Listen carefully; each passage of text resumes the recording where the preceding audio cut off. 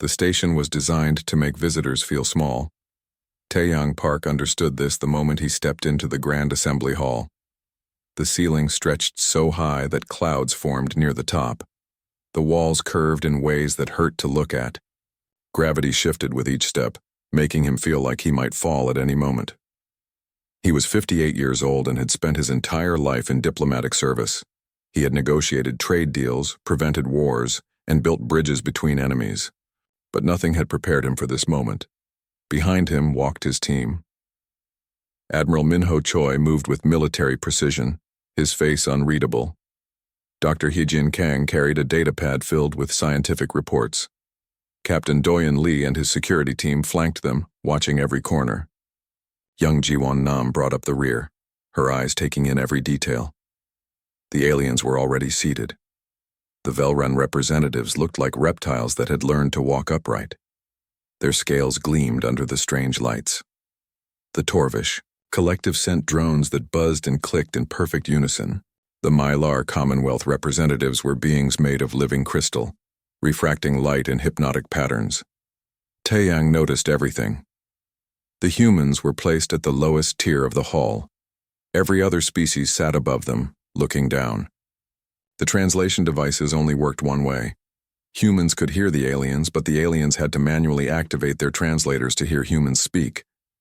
It was a power play, crude but effective. The war had been raging for 3 years. Earth and her colonies had fought desperately against overwhelming odds. Millions had died. Entire fleets had been destroyed. And now, finally, the Galactic Assembly had agreed to peace talks. Taeyang had hoped for real negotiations. He had been a fool. The Velron Supreme Overlord rose to speak.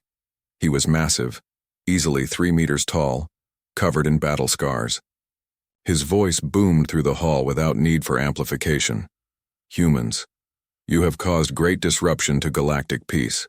Your aggressive expansion, your theft of technology, your refusal to accept proper guidance from elder civilizations, all of this has forced our hand. Taeyang wanted to object. Humans had not expanded aggressively. They had been exploring unclaimed space. They had not stolen technology. They had developed it themselves. But he remained silent, waiting to hear the terms. However, we are merciful. We offer you terms for peace. A holographic display appeared in the center of the hall. The terms scrolled past in dozens of languages. Taeyang read them and felt ice form in his stomach. First, humanity must surrender. All faster-than-light technology and the scientist who developed it. Second, humanity must dismantle 80% of their military fleet. Third, humanity must allow peacekeeping forces to occupy the Sol system. Fourth, humanity must pay massive reparations for the cost of the war. Fifth, and most damning, humanity must accept a developmental oversight council to guide their civilization forward. It was not a peace treaty, it was a surrender document. More than that, it was enslavement disguised as supervision. Jiwon leaned forward and whispered to Taeyang. Her voice was barely audible. Ambassador, they are reading from prepared statements. Look at their eyes. They are not even listening to each other. This entire thing is scripted. Taeyang looked closer. She was right.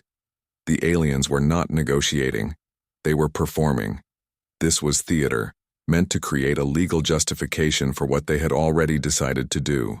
During the first recess, Hyejin pulled Taeyang aside. Her hands shook as she showed him her datapad. The station's communication logs. Someone has been tampering with them. Our messages to Earth are being altered before they are sent. Earth is not getting accurate reports of what is happening here. Minho approached from the other direction. The Admiral's face was grim. I have intercepted Velrun military communications. This war was not an accident. They manufactured incidents. They created false flag operations. They wanted an excuse to attack us. But why? Jiwon asked. Why go through all this effort? Hyejin answered, her voice hollow. Because we scare them. Humanity developed faster than light travel in 50 years. It took the Velruns 500. The Torvish took 1,000. We are advancing too quickly. They want to stop us before we become a threat to their power. The second session was worse than the first. A Mylar representative, speaking in tones that sounded like chimes, revealed the final condition.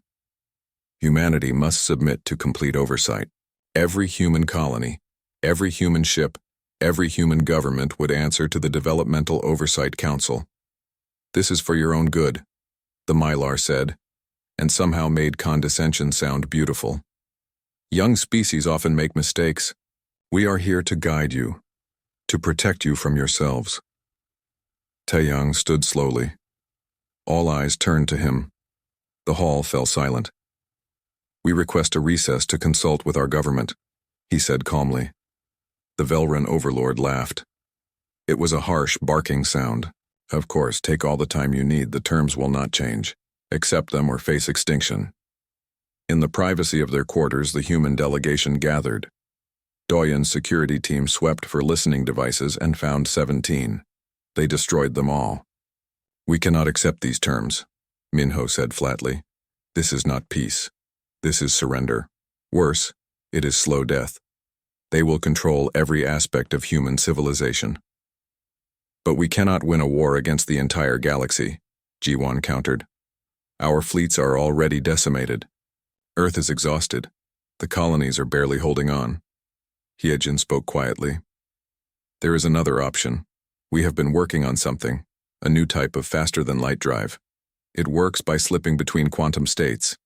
The aliens do not know about it yet. With this technology, we could strike anywhere instantly. We could fight in ways they cannot predict. But that only delays the inevitable, Jiwan said. They outnumber us thousands to one. Taeyang had been silent through the debate. Now he stood and walked to the window. Outside, stars stretched in every direction. Somewhere out there was Earth. Home. 8 billion people who trusted him to save them. My daughter is on Station Kepler, he said softly. She is a botanist.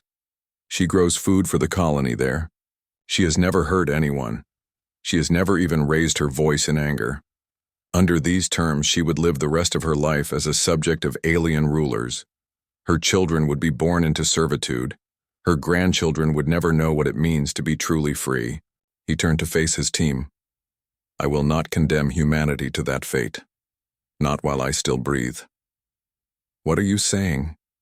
Minho asked, though his eyes showed he already knew. I am saying we reject their terms. All of them. We walk away from this negotiation. And we prepare for war. Real war. Total war if necessary. Silence fell over the room. Each person understood what this meant. Millions more would die. Perhaps billions. Perhaps all of humanity.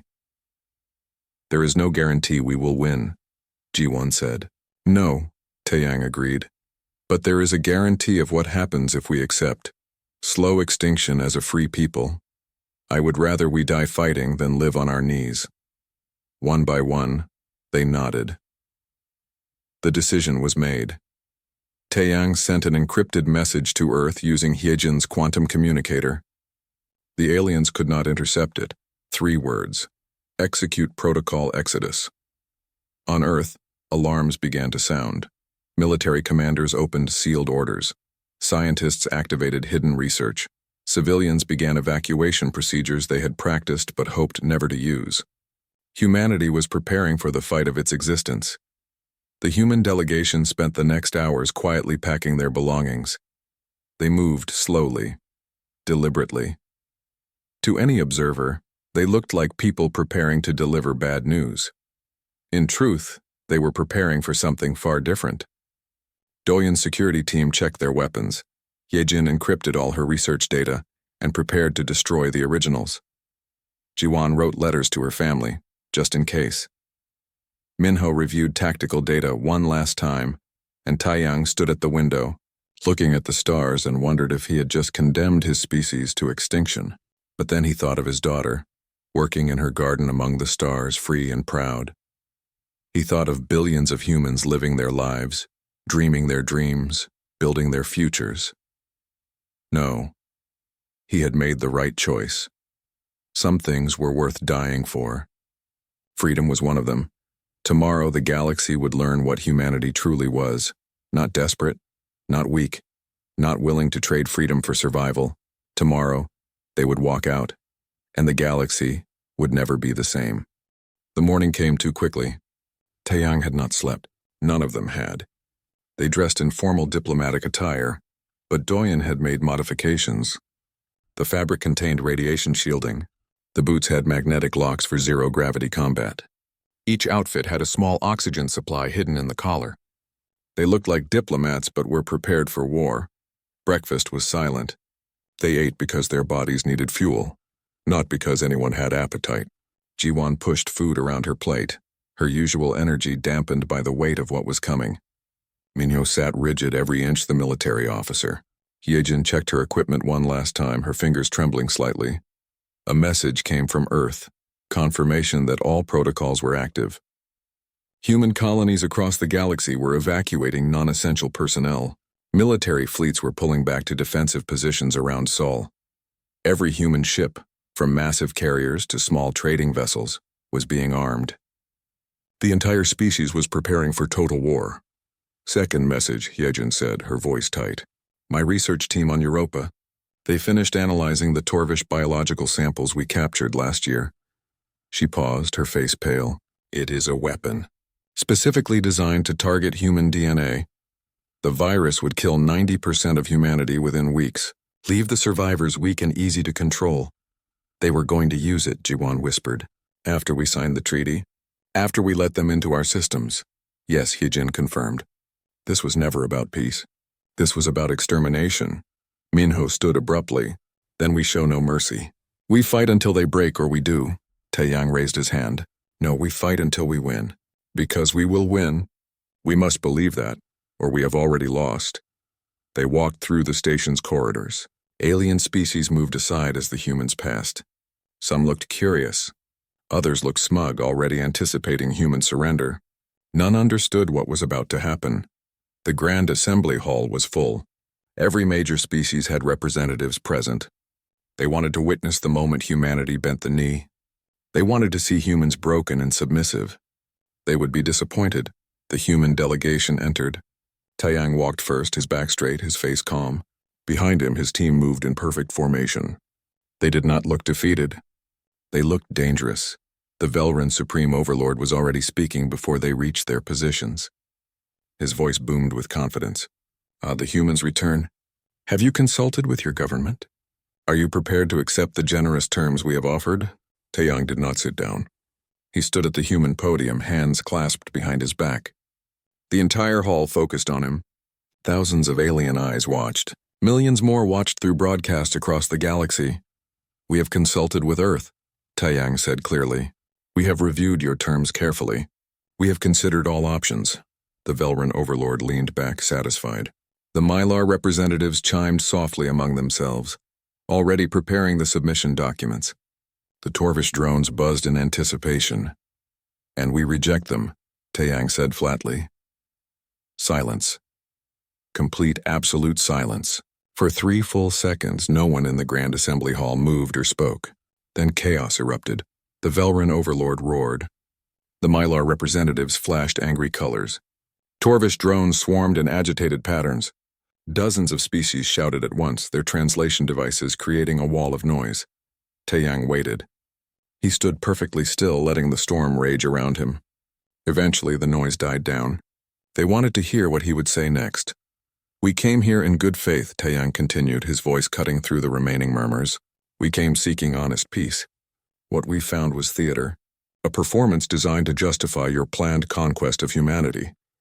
You dare, the Velran began, but Taeyang spoke over him. We know about the manufactured incidents that started this war. We know about the biological weapons you created to exterminate us. We know about the thousands of species you have enslaved or destroyed throughout galactic history. We know the truth about your so-called enlightened civilization. Hyejin activated her device. Every screen in the Grand Assembly Hall lit up simultaneously. Images appeared. Documents, intercepted communications. Proof of everything Taeyang had just accused them of.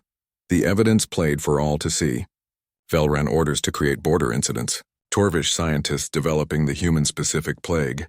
Mylar manipulation of trade routes to strangle developing species, war crimes stretching back millennia, the galaxy's dirty secrets laid bare. This negotiation is a farce, Taeyang said. These terms are not peace. They are chains. You do not seek harmony. You seek our submission.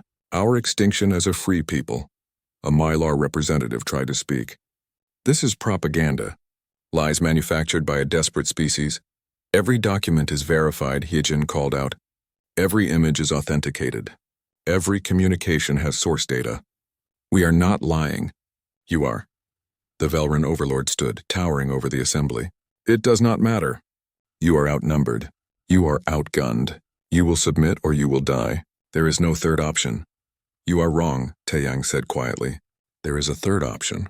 We fight, we resist, and we never ever surrender. He turned to face each delegation in turn. You made mistakes. You assumed that because we are young, we are weak. You assumed that because we are outnumbered, we are helpless. You assumed that because we sought peace, we were desperate. You were wrong on every count, Taeyang's voice grew stronger. Humanity rejects your authority. We reject your galactic order built on oppression. We reject your terms, all of them, and we reject this entire negotiation. As of this moment, humanity considers itself at war with any species that threatens our sovereignty. We will not surrender. We will not submit. We will fight until we are free or until we are extinct. There is no middle ground. The hall erupted again. Security forces began moving toward the humans. The Velran overlord was roaring orders. The Mylar representatives were flashing in distress. The Torvish swarm moved like a wave. Taeyang turned to his delegation. We are leaving. Doyen and his security team formed a protective formation around the delegation. Their hands moved to concealed weapons. Their faces showed no fear, only determination. The aliens hesitated. Killing diplomats on a neutral station would shatter even the pretense of galactic law. It would turn potential allies against them. It would make martyrs of the humans. For all their power, they were trapped by their own rules. The human delegation walked, not ran, walked, slowly, deliberately, with dignity, through the grand assembly hall, down the corridors, past shocked alien observers. Every step was an act of defiance. Behind them, the Velran overlord screamed threats. You will regret this. We will hunt you across the galaxy. We will burn every human world. You have signed your own extinction.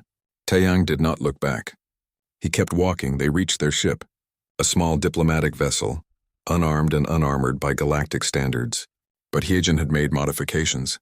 Hidden weapons, improved shields, and most importantly, the new quantum slip drive. As they boarded, station security finally arrived. Armed Velran soldiers surrounded the ship. Their commander activated his speaker. You are ordered to stand down and return to the assembly. Minyo activated the ship's communication system. His voice broadcast on every frequency, to every ship in the sector, to every station monitoring the situation. This is Admiral Minho Choi of the Terran Coalition. To all species listening, know this. You wanted to understand humanity. You wanted to know what makes us different from you. We do not surrender. We do not accept impossible odds. We adapt, we overcome, and we remember. Remember this day. Remember this moment. Remember the day humanity said no. The ship's engines activated. The quantum slip drive engaged. In an instant, the ship vanished, jumping to faster-than-light speed from a standstill. Something the aliens believed was impossible. The first demonstration of humanity's secret advantage. Inside the ship, the delegation strapped in as they raced toward human space. Jiwan was crying quietly. Hyejin was already working on tactical calculations. Doyen was checking weapons and preparing for pursuit. Taeyang sat in the command chair watching the stars streak past. He thought about his daughter on Station Kepler. He thought about the billions of humans who would now have to fight for their survival. He thought about the price of the choice he had made. Did we do the right thing? Jiwan asked softly. Taeyang was quiet for a long moment. I do not know, but I know we did the only thing we could do. History will judge whether it was right. For now we fight. Behind them, the Veyron Nexus Station erupted in chaos. The Galactic Assembly dissolved into accusations and arguments. Alliance members turned on each other, each blaming the others for the disaster. The unity that had seemed so strong was already fracturing, and across the galaxy on thousands of worlds, billions of beings watched the footage of humans walking out of the negotiation. Some were shocked, Some were angry. Some were afraid. And on a few worlds, among species that had been conquered and subjugated, beings watched and felt something they had not felt in generations: hope. If humans could defy the galactic order, perhaps they could too. The walkout changed everything. The galaxy would never be the same. War was coming, Totarvar, and humanity was ready to fight it.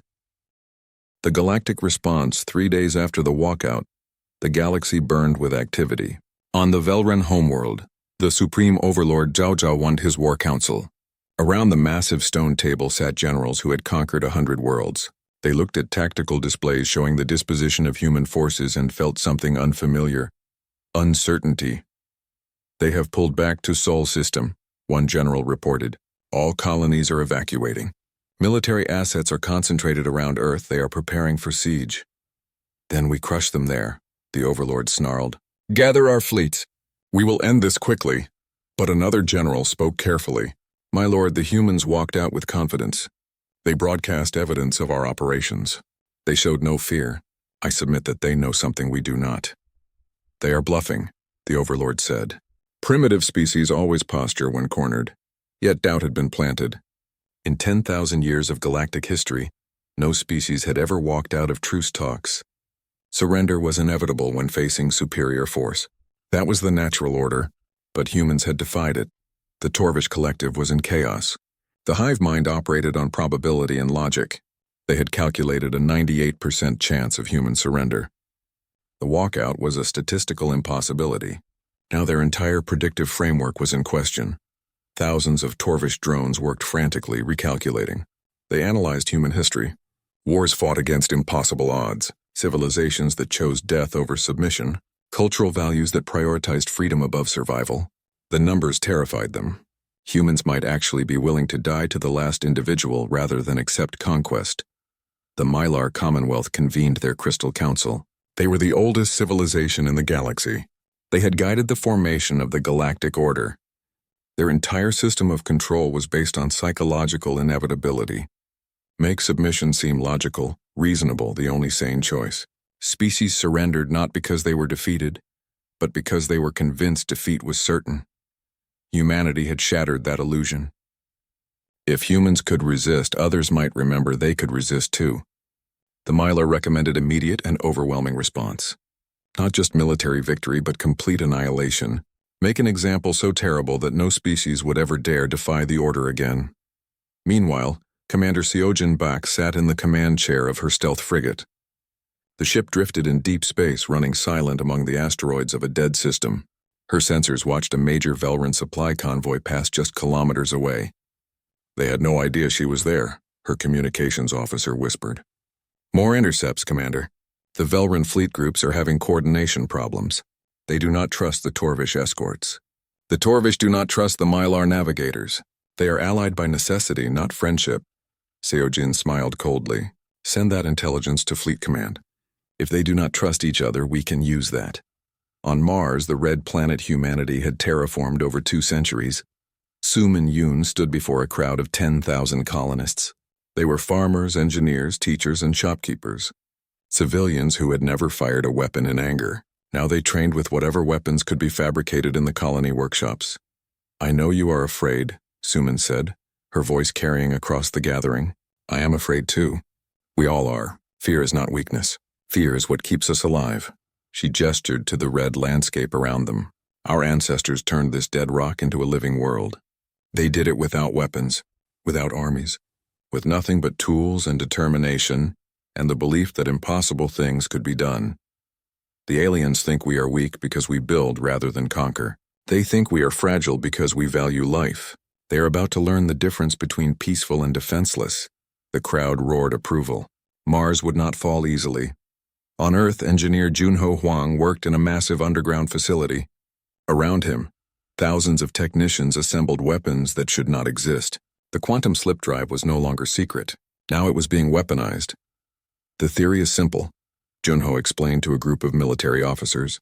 "Traditional faster-than-light drives need to be far from gravity wells to engage. Too close to a planet or star, and the gravitational interference tears the ship apart." He activated a holographic display. "Our quantum slip drive works differently. It does not fight gravity. It uses quantum tunneling to slip between states. We can engage it anywhere, right next to a planet, inside an atmosphere, even inside an enemy formation. The implications were staggering. Hit-and-run tactics on a scale never before possible. Ships that could strike from nowhere and vanish before the enemy could react. Humanity's greatest advantage would be unpredictability. Ambassador Taiyang had not returned to Earth. His ship traveled to the edge of civilized space, to regions controlled by minor species. The ones the major powers called primitive, the ones who had been conquered, their resources extracted, their people used as cheap labor. On a station orbiting a dim red star, Taiyang met with representatives of the Kalani, an avian species whose homeworld had been strip-mined by the Torvish. The Kalani delegate studied him with sharp eyes. "Why should we help you?" the Kalani asked. "You are about to be destroyed. Aligning with you means our extinction too." "Perhaps," Taiyang agreed. "But if humanity falls fighting for freedom, at least we fall free. You have lived under Torvish rule for 3 generations.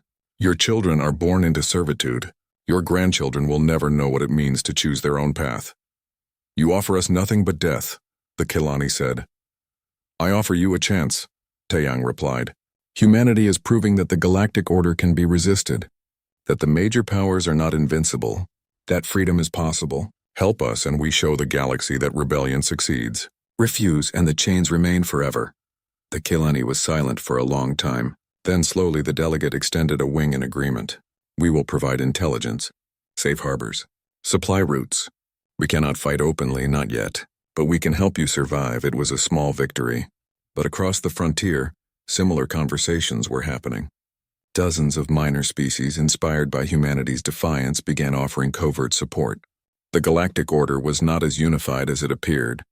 Then came the announcement that changed everything. The Velran Empire declared the formation of the Final Solution Fleet, 3,000 warships, enough firepower to crack planets.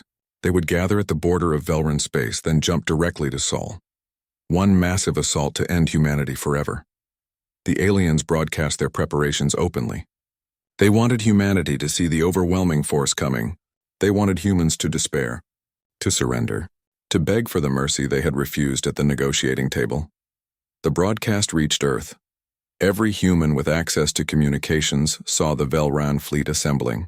Ships so numerous they blotted out stars, weapons that could boil oceans, an armada of extinction. Earth's response came from Admiral Minho Choi. He stood on the bridge of the carrier Defiance, humanity's largest remaining warship. Around him, the Sol Defense Fleet held position. 500 ships, everything humanity could muster. Hopelessly outnumbered, Minho activated the broadcast. His face appeared on every screen in human space and on every alien monitoring station. Velran Empire, Torvish Collective, Mylar Commonwealth, and all who watch. You wanted to see human nature? You wanted to understand what makes us different? Come to Sol, we will show you. We know you outnumber us. We know your weapons are more powerful. We know by every logical calculation we should surrender, but we are not logical. We are human. Every human in this system has volunteered to stand here. Not because victory is certain, because surrender is unacceptable. Every ship you see is crewed by people who chose to fight. Every station is defended by civilians who refuse to run. Come to Sol. Test your theories about inferior species. Learn why humanity has survived ice ages, plagues, wars, and disasters. Learn why we reached the stars in the first place. It was not because we were logical. It was because we refused to accept limits. Come to Sol. We are waiting. The Velran Final Solution Fleet jumped to faster than light. Target Sol system. Arrival time 6 hours. The war was about to reach its climax. 3,000 alien warships against 500 human vessels. By every measure, it should be a massacre. Humanity should be erased from the galaxy. But the aliens did not know about the modifications Junho had made to every human ship. They did not know about the thousands of automated drones hidden throughout the asteroid belt. They did not know about the defensive systems built into every human station. They did not know that humanity had spent 3 years preparing for exactly this moment. Most importantly, they did not understand human desperation. A cornered animal fights with strength it did not know it possessed. Humanity was cornered. And humanity was very, very dangerous when cornered. 6 hours until contact. 6 hours until the galaxy learned whether defiance was courage or suicide. 6 hours until humanity proved what they truly were. The wait began, and every human alive knew that when it ended, nothing would ever be the same. The cost of defiance. The Battle of Sol lasted 18 hours. When it ended, the space around Earth was filled with debris. Pieces of ships, both human and alien, drifted in silent orbit. The moon bore fresh scars from kinetic strikes. Mars had lost 3 of its 5 major colonies. Europa Station was gone completely, taking 8,000 souls with it. Taeyang stood in what remained of the command center on Earth. The walls were cracked. Emergency lights flickered. Outside, ash fell from the sky where orbital platforms had burned up in atmosphere. He held a datapad with casualty reports. The numbers kept climbing. 2 billion civilians dead, 350 human ships destroyed, 70% of their entire fleet gone. But the Velran Final Solution fleet had lost more. Of 3,000 ships, barely 800 remained. They had retreated, broken and scattered. Humanity had won, but the victory tasted like ash. A message came through. Station Kepler had been destroyed in the first wave. Taeyang closed his eyes. His daughter had been there, tending her gardens, growing food for the colony. She had been proud of her work. Had sent him pictures of her tomatoes just days before. Now she was gone. Just particles of matter drifting in cold space, Ambassador. A young officer approached carefully. There is someone here to see you. A soldier from the defense fleet. He is asking for you specifically. The soldier was barely 20 years old. His uniform was scorched. His left arm was in a medical brace. His eyes were red from crying or smoke or both. He stood at attention when Taeyang entered. Sir, I am from the destroyer Relentless. We were at Station Kepler when the attack came. We evacuated as many as we could, but his voice broke. My mother was a botanist there. My sister, my whole family. They are all gone. I am sorry, Taeyang said quietly. The young soldier's face twisted with rage and grief. Was it worth it? You walked out. You rejected peace. My family died because of that choice. Millions died. Was it worth it? Taeyang had no easy answer.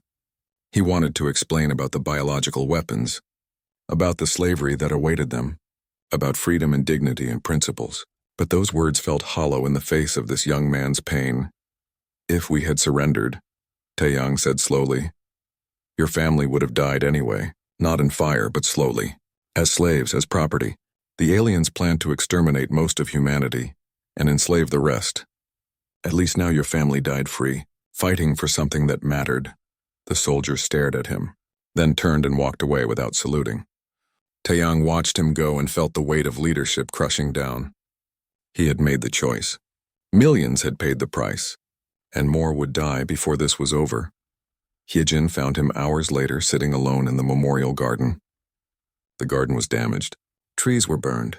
Flowers were crushed, but some life remained. I have the analysis you requested, she said, sitting beside him, from the captured Velran ships. I know why they wanted to control us so desperately. She showed him her datapad, scans of human neural patterns compared to alien biology. Human brains are unique. Our neural architecture is compatible with quantum computing in ways no other known species is. The aliens have been trying to develop organic quantum computers for millennia. They failed. But human brains could do it naturally. They wanted to use us as living computers, Taeyang said. Understanding? Yes. The Developmental Oversight Council would have given them access to human populations. They would have started with volunteers, then moved to criminals. Eventually, they would have just started harvesting. Billions of human minds turned into biological processors. Taeyang felt sick. The truth was worse than he had imagined. This war was never about territory or resources. It was about keeping us ignorant until they could figure out how to use us. Yes, Hyejin confirmed. Walking out saved us from a fate worse than death. She paused. But I keep thinking about all the people we lost. My research made this war possible. The quantum slip drive gave us the ability to resist. Am I responsible for their deaths? No, Taeyang said firmly. You gave us a chance to fight. That is all. The aliens are responsible for their own cruelty. Reports came in from across human space. The casualty numbers kept rising. Entire colonies devastated, orbital facilities destroyed, refugee ships packed beyond safety limits. Field hospitals overwhelmed with wounded, and everywhere the dead. So many dead, but something else was happening too. The Galactic Assembly was fracturing. The Torvish Collective, seeing the cost of the war, sent secret messages requesting a separate peace. They would withdraw from the alliance if humanity agreed not to target Torvish assets. It was not altruism. It was calculation. The war was becoming unprofitable. The Mylar Commonwealth went silent, withdrawing their fleets to their core systems. They would not surrender, but they would not commit to further offensive action either. They were waiting to see which way the wind would blow. Only the Velran Empire remained committed to total war. But they were now fighting alone, and their empire was showing cracks. Commander Seojin's stealth ship had been operating behind enemy lines for months. She intercepted a communication that changed everything. Velran military units were questioning orders. Some officers were speaking openly against continued war. The Supreme Overlord's authority was weakening. Seojin made contact with one such group, a battle group stationed far from the Velran homeworld. Their commander agreed to meet in secret. The location was a dead system, far from any surveillance. The Velran commander was old by their species standards. His scales were gray with age. His eyes held the weariness of someone who had seen too much war.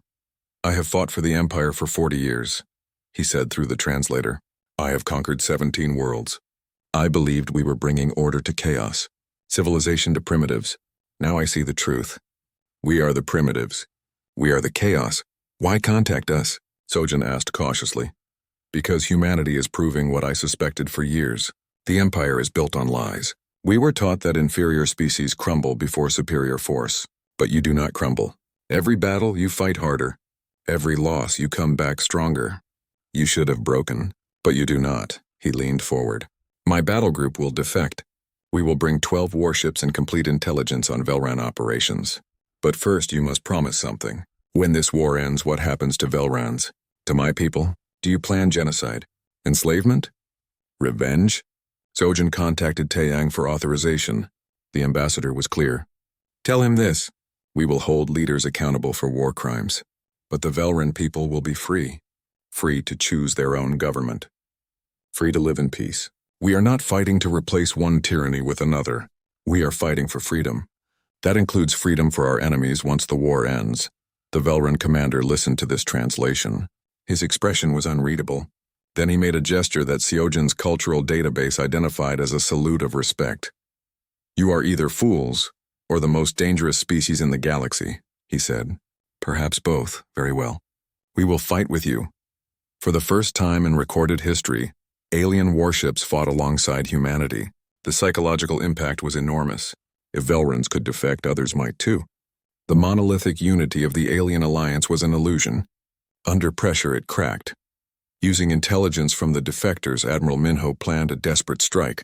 Target the Velran Imperial Palace, not to slaughter civilians, but to destroy the command structure. Cut off the head and the Empire would collapse into civil war. It was a suicide mission. The Velran core system was the most heavily defended location in the galaxy.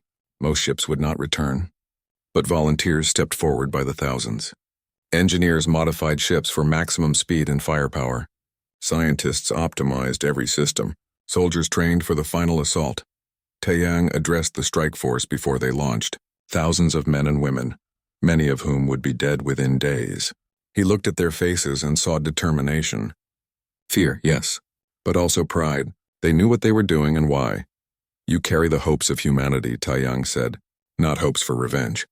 Not hopes for conquest. Hopes for freedom. Not just human freedom. Freedom for every species that has suffered under the galactic order. You go to break chains. To prove that tyranny can be defeated. Go with our blessing. Fight with our courage, and know that whatever happens, you are already heroes." The fleet launched. 200 ships. Everything humanity could spare. They jumped toward the Velran core using the quantum slip drive to appear at the edge of the system. Alarms screamed across 100 worlds. The Velran military scrambled to respond. The battle was apocalyptic. Human ships fought with desperate courage, pushing through defensive lines. They died by the dozens, by the hundreds. But they kept coming. Kept fighting. Kept pushing forward. Admiral Minho's flagship was hit early. Engines failing. Life support compromised. He could have retreated. Instead, he ordered maximum thrust toward the Imperial Palace. His final transmission was heard across human space. Protocol Mjolnir. For Earth, for humanity, for freedom. The flagship, along with a dozen other crippled vessels, crashed into the Imperial Palace complex. The structure, built to last millennia, cracked and burned. The Supreme Overlord died in the fires. The Velrun command structure collapsed. When news reached Earth, Taeyang wept, not just for Minho, but for all the others. A new galactic order. 6 months after the fall of the Imperial Palace, Earth was still healing. The orbital defenses were being rebuilt. The moon's scars were slowly being repaired. Mars was recovering, though 3 of its colonies remained empty tombs. But life continued. Humans had survived worse. They would survive this too. Taeyang stood in the newly completed memorial garden. Billions of names were etched into walls of black stone. He found his daughter's name among them. Touched the letters gently. He came here every morning. It was the only time he allowed himself to truly grieve. The galaxy had changed. The Velrun Empire had fractured into dozens of smaller states. Some were democratic, trying to build something new. Others were ruled by warlords fighting over the ruins. But none had the strength to threaten anyone else. The great predator had become many small scavengers. The Torvish collective had withdrawn into their territory. They sent diplomats speaking of peace and cooperation. Taeyang did not trust them, but he was willing to negotiate. Enemies could become partners given time and incentive. The Mylar Commonwealth remained isolated. Their crystal ships patrolled their borders but did not venture beyond.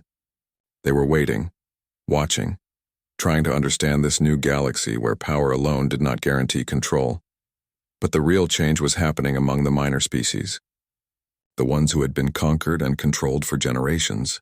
They looked at humanity's victory and saw possibility. If humans could resist, why not them? Rebellion sparked across the galaxy. Some were crushed, others succeeded. The old order was dying, but birth is always painful. Jiwon Nam, now a senior diplomat despite her youth, proposed something radical. A new galactic assembly, not based on power and threats, but on consent and cooperation. Every species would have equal voice. Decisions would require consensus. And most importantly, any species could leave freely. No more forced alliances. No more empire by another name. The proposal was met with skepticism. The Torvish asked why humanity would give up the advantage they had earned in blood. Surely humans would want to dominate, as any powerful species would. That is exactly what we fought against, Jiwon replied. We did not fight to become the next tyrants. We fought for the right of every species to choose their own path, including the right to choose not to join us. Taeyang called for a conference, not on a station designed to intimidate, but on a new platform built jointly by multiple species. The symbolism was intentional. This would be different from what came before, or it would fail, and the galaxy would descend into endless war. Representatives came from across the galaxy. Some came hoping for human mercy. Others came out of curiosity. A few came plotting to undermine whatever humanity proposed. But they all came because ignoring humanity was no longer possible.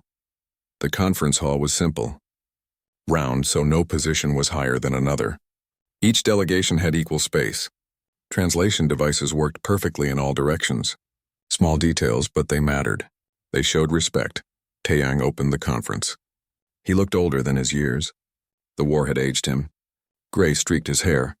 Lines marked his face, but his voice was strong. 2 years ago, I walked out of a negotiation because it was built on lies. Today, I walk into a new one built on truth. Here is the truth. Humanity will not rule the galaxy. We are not interested in empire. We are interested in freedom. We propose a new galactic accord. Every species is sovereign. No species may conquer or subjugate another. Disputes are resolved through negotiation and arbitration, not force. And if any species violates these principles, the full weight of the accord falls on them. This includes humanity. We do not ask for special treatment. We ask for what we fought for, the right of every species to determine its own destiny. A Torvish drone spoke, its voice synthesized but clear.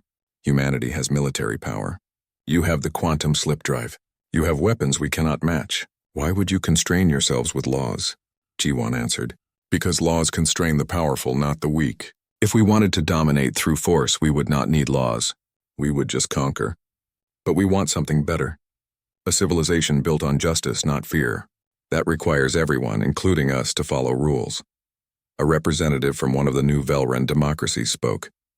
He was young, part of the generation trying to build something different from the Empire. You destroyed our government, killed our leaders. Now you speak of justice? What about justice for us? Taiyang met his eyes. Your leaders committed war crimes. They planned genocide. They created biological weapons to exterminate entire species. They will be held accountable. But we will not punish your entire species for what your leaders did. That would make us no better than the Empire. However, he continued, your people must make reparations to the species the Empire conquered and exploited. Not because we demand it, but because it is right. Justice requires acknowledging harm and making amends. The young Velran considered this, then nodded slowly. That is fair. We will agree to this. The Mylar Commonwealth sent representatives for the first time. Their crystalline forms shimmered as they spoke. In 10,000 years, we have never seen a species win power and give it away. Perhaps humanity is something new. Perhaps the galaxy needed something new. We will observe this accord. If it works as you claim, we may join. It was not a commitment, but it was not rejection either. Progress. Over the following weeks, species debated and negotiated. The accord took shape. Not perfectly. There were compromises and arguments and moments when it seemed like everything would collapse. But slowly, painfully, something new emerged. 147 species signed the original accord. Not all species in the galaxy. Some refused, retreating into isolation. Others waited to see if it would last. But it was enough to create something real, a new foundation for galactic civilization. General Doyen Li, promoted after distinguished service in the war, became the first commander of the Accord peacekeeping force. It was a multinational, multi-species military, humans, Velrans, Kalani, and dozens of others serving together. Their mission, protect the weak and stop aggression. No more would minor species be left defenseless. Engineer Junho Huang received awards from a dozen species for his quantum slip drive. He used his fame to establish the Joint Species Research Initiative. Scientists from across the galaxy working together, sharing knowledge rather than hoarding it. Progress accelerated. New discoveries came monthly. Technology that had taken millennia to develop now advanced in years. Sumin Yun became governor of Mars. Under her leadership, the colony rebuilt. But it also welcomed refugees from across the galaxy, Velrans fleeing their civil wars, Torvish drones seeking independence from the hive mind, species displaced by conflict. Mars became a symbol of what the Accord represented. Different peoples living together, building something new. Commander Seojin Bak retired from military service but became an ambassador to the Velrun democratic states. Her work in reconciliation became a model for post-war recovery across the galaxy, former enemies learning to live together. It was not easy. Old hatreds died slowly, but it was possible, and that was what mattered. Taiyang was elected first secretary of the Galactic Accord. He accepted reluctantly. He was tired. He wanted to rest, but there was still work to do. The Accord was fragile. It needed someone who understood the cost of freedom, someone who would not let it be corrupted into another empire. On the anniversary of the walkout, a monument was built. It showed Taiyang standing at the human podium, about to leave the old Galactic Assembly. The inscription read, "On this day humanity said no to subjugation and yes to freedom. In doing so, they showed the galaxy that courage to walk away from injustice is the first step toward walking together in peace." Taiyang attended the dedication. He was 70 now, gray-haired and tired but still standing. Around him stood representatives from across the galaxy. Species that had been enemies now stood side by side. It was not perfect. There were still tensions, still old wounds that ached, but they were trying. That counted for something. A young Velran, barely more than a hatchling, approached him shyly. "Ambassador Taiyang? I study history. They teach us that you started a war, that billions died because you would not negotiate." Taiyang looked at the young alien. "They are not entirely wrong. Billions did die. The choice I made led to that. But they also teach us," the Velran continued, "and that you gave us freedom, that without that war my people would still be under the Empire. I would not be free to choose my own path, so I wanted to say thank you, and to ask, was it worth it? All those who died?" It was the same question the young soldier had asked years ago in the ruins of Earth. Then Taiyang had not been sure of his answer. Now looking at this young Velran who could choose their own future, Looking at the diverse species gathered in peace, he knew. They did not die for victory, Taeyang said quietly. They died so that future generations, human and alien alike, could live free. Look around you. Humans and Velren standing together, species that were enemies now building something new. They succeeded. So yes, it was worth it. The young Velran made a gesture of respect and walked away. Taeyang watched them go and felt something he had not felt in years. Peace. Not the absence of war, but genuine peace.